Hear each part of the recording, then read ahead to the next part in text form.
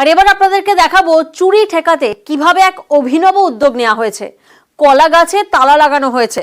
গোবরডাঙ্গার বাসিন্দার দেখুন ছবি।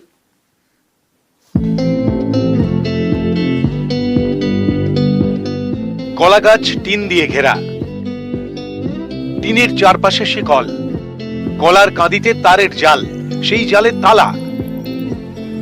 কলা চুরি রুখতে এমনই কৌশল নিয়েছেন উত্তর 24 পরগনার গোবরডাঙ্গার রফিকুল ইসলাম। তার দাবি এতে ফলও মিলছে।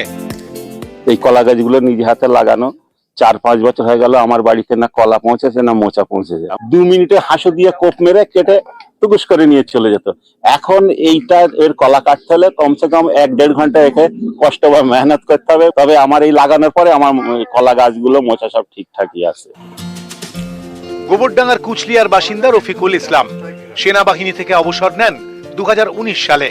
তারপর কলার চাষ শুরু করেন।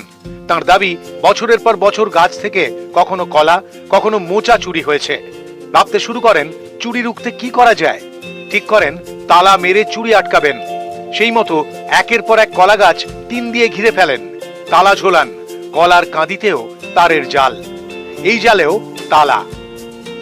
কলা গাছে পুরো তালা। এর আগে এই ছবি দেখেছেন? না, কখনো এই ছবি আমি আমার জীবনে আমি কিছুটা অবাক হচ্ছি। কি মূলত চুরি রুখতেই? হ্যাঁ, চুরির হাত থেকে বাঁচতে। বাঁচতে। গোবরডাঙ্গা থেকে ক্যামেরায় উজ্জ্বল শিকদারের সঙ্গে জিয়াউল আলম, নিউজ 18 বাংলা।